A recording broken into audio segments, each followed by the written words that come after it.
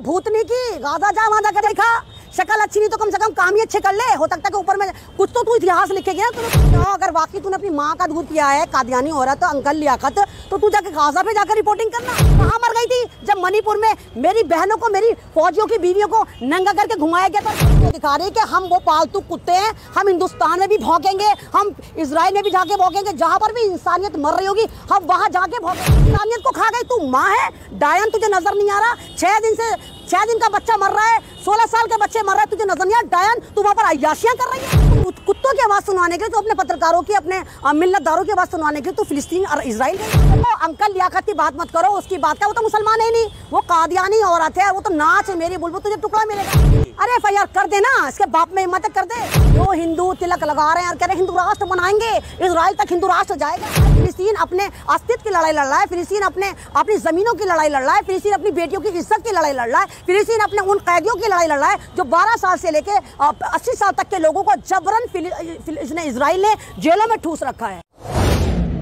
देखिए, पहले तो मैं बात का आगाज़ फ़िलिस्तीन के लिए करूँगी कि न घबराओ फ़िलिस्तीनी, खुदा की शान बाकी है। न घबराओ फ़िलिस्तीनी, खुदा की शान बाकी है। अभी इस्लाम ज़िंदा है, अभी कुरान बाकी है। ये यहूदी क्या समझते हैं जो दिल ही दिल में हंसते हैं, अभी तो करबला का आखिरी मैदान बाकी है। जैसे आपने कहा कि इंडिया का मीडिया वहाँ पर जाके ताता थैया कर रहा है। असल में प्रॉब्लम ये हुई कि इन लोगों को, जिनको यही नहीं पता, इनको ये नहीं पता कि ग्लोब क्या होता है, नक्शा क्या होता है, तो रूबी का अंकल लियाकत को ये लगा कि जो इजराइल है वो हमारे भारत का अटूट अंग है, और इनको लगा कि भारत की 5 स्टेट में इलेक्शन होने वाले हैं, तो ये कैंपेनिंग के पर्पस से वहाँ पहुँच गए कि जिन लोगों ने अपने आधार कार्ड, जिन लोगों ने अपने वोटर आई कार्ड नहीं बनवाए, ये जाके वहाँ पर इजराइल में वोटर कार्ड और आधार कार्ड तो सुनते तो नहीं। पहले आप अपने शब्द को सुधार लीजिए, आपको विरोध करना करिए, लेकिन आप जो कह रहे हैं कि रूबी का लियाकत अंकल इस तरीके से, आप देखिए एक महिला होगा तो महिला का अपमान नहीं। देखिए चलो रूबी का हटा देते, लियाकत अंकल वहाँ पर गए, और लियाकत अंकल का तो ऐसा मजाक बढ़ना, लियाकत अंकल कहते हैं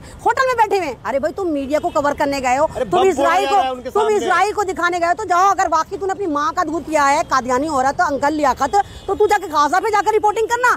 एकदम से कहती है देखो कुछ आवाज आई, देखो सायरन बज रहे हैं, बाद में वहाँ पर जो आती है इन लोगों की आवाज़ आती है, मतलब तमाम के तमाम एंकर जो कुत्तों की आवाज़ आती है, वहाँ इन्हीं के जो तमाम इनके चाटुकार एंकर भो भो भो आवाज़ आती है। मतलब तो कुत्तों की आवाज़ सुनवाने के लिए, तो अपने पत्रकारों की, अपने मिल्लतदारों की आवाज़ सुनवाने के लिए तो फिलिस्तीन और इजराइल गई है, तो तू तो यही सुना देती। अरे वो ये सुना रही थी कि जो हमास हमला कर रहा है इजराइल के ऊपर, वो सुनाना चाह रही थी। नहीं, देखिए गलती से कुत्ता नहीं बोला, इनके सहपाठी भौंके कि हम भी साथ में, तू अपना क्रेडिट लेके जा रही है, तू ही भो भो भो कर देख रूबी का अंकल, हम भी तेरे साथ हैं, हम भी भौंक रहे हैं। उसमें वो तमाम तिहाड़ी सुधीर और वो तमाम के तमाम भौंकना शुरू कर देते कि तू अकेली नहीं है, हम भी यहाँ पर साथ में। आप एक बात देखिए, वहाँ पर कोई हमला नहीं दिखाया गया था। ये फिलिस्तीन उसमें इजराइल के एक होटल में रुकी हुई है, वहाँ पर ये दिखा रही थी कि सायरन बज रहे हैं, और सायरन जब बजते हैं तब कोई खतरा होता है, या इजराइल जो है अपनी आवाम से कहता है कि हम हमला करने वाले हैं, तुम अपने खंदकों में घुस जाओ। तो क्या आप हमास को हीरो मानती हैं? देखिए हमास की बात नहीं हो रही, आप अगर वाकई मुसलमान हैं और आप वाकई जर्नलिज्म कर रहे हैं और आप वाकई इंडिया में रहते हैं, तो आप जर्नलिज्म के नाम पे धब्बा मत लगाइए। आप ये कहिए अगर आप वाकई हिस्ट्री जानते हैं और आपको पता है कि फिलिस्तीन क्या है, आपको मालूम है कि फिलिस्तीन मुसलमानों के नबियों का शहर है, आपको मालूम है कि 1947 के बाद जिस तरह इजराइल भूखा नंगा, एक तरह से ऐसा कि जिसको टुकड़े डालने के लिए फिलिस्तीन ने जगह दी थी। आपने देखा था किस तरह इनको जर्मनी ने मारा था, कैसा इनका होलोकास्ट करा था हिटलर ने। उस वक्त यूएन ने दादागिरी से, क्योंकि अमेरिका की नाजायज औलाद है, अमेरिका की रखेल की औलाद है इसराइल, तो अमेरिका ने इसको दादागिरी से फिलिस्तीन में बसाया, और फिलिस्तीन में एक जगह नहीं बसाया, आधा इधर बसाया आधा उधर बसाया, इन भूखे नंगों को वहां बसाया। आप ही देखिए, अगर हम किसी भूखे नंगे को, भिखारी को, दहशतगर्द को अगर हम जगह देते तो उसका क्या फर्ज है, वो हमारे लिए काम करे, हमारे लिए वफादार है। अमेरिका ने इनको असला दिया, पैसा दिया, उसके बाद इन्होंने क्या करा, फिलिस्तीनियों का नरसंहार करना शुरू कर। बार बार आपसे कह रही हूँ कि फिलिस्तीनियों को 1935 में बसाया गया था, फिलिस्तीन में, सॉरी यहूदियों को, इजराइल को नहीं बसाया गया था, यहूदियों को फिलिस्तीन में 1935 में बसाया गया था। 1947 तक इतने सक्षम हो गए कि इनको लगा कि हम अपना मुल्क बनाएंगे, तब तक कोई इजराइल का कॉन्सेप्ट नहीं था। उसके बाद इन्होंने एक मिशन शुरू करा, एक ऑपरेशन शुरू करा, उसका नाम रखा इन्होंने ऑपरेशन नकबा।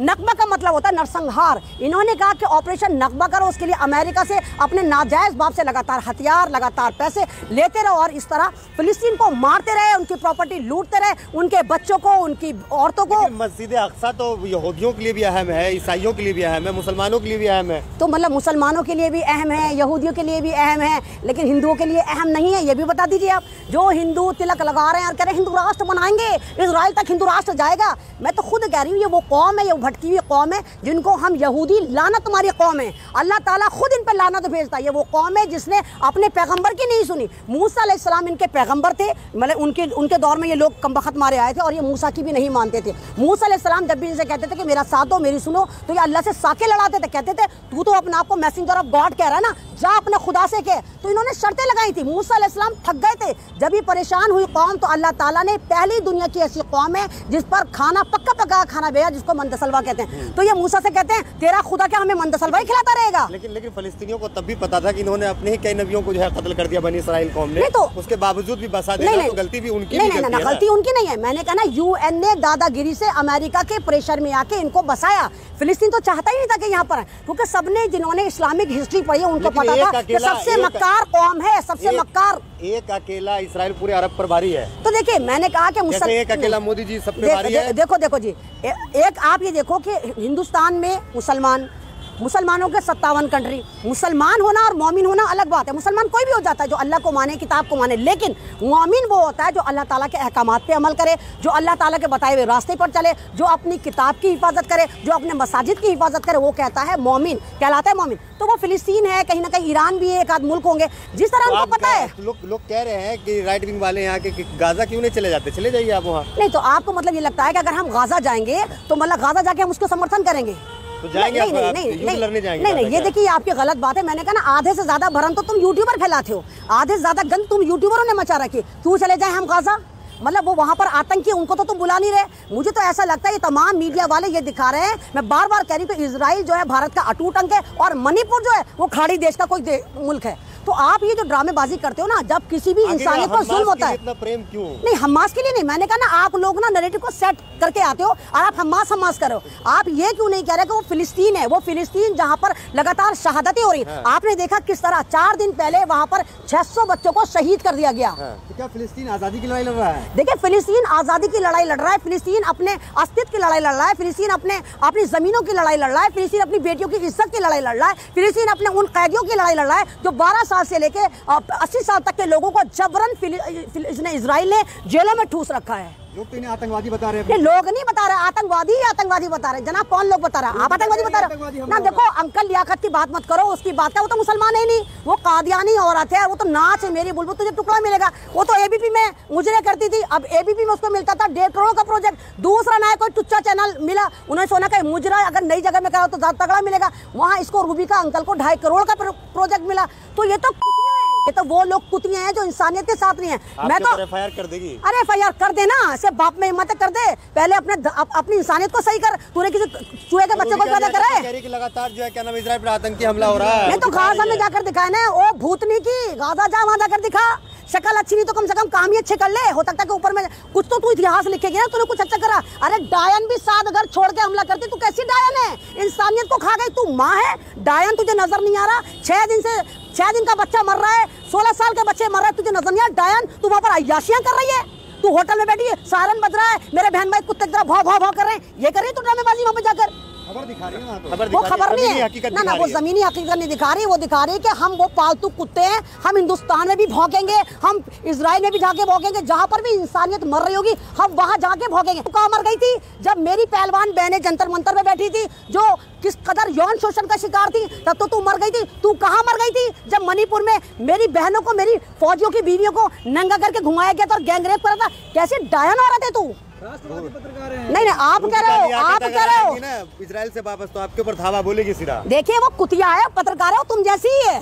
बस तुम्हारे सर पे अभी मोदी जी का हाथ नहीं है, उसके सर पे मोदी जी का हाथ है। तुम भी पत्रकार हो, वो भी पत्रकार है, बल्कि वो पत्रकार नहीं, वो पत्तलकार है। उसको पत्रकार मत कहो, वो कहिए विस्फोटक पत्रकार जो इंसानियत के दुश्मन। ये वो पत्रकार हैं जिन्होंने देश का माहौल खराब करा, ये वो पत्रकार हैं जिन्होंने भारत में हिंदू मुस्लिम करा, और ये पत्रकार वहां पर जाकर इजराइल की मदद करने पहुंच गई है।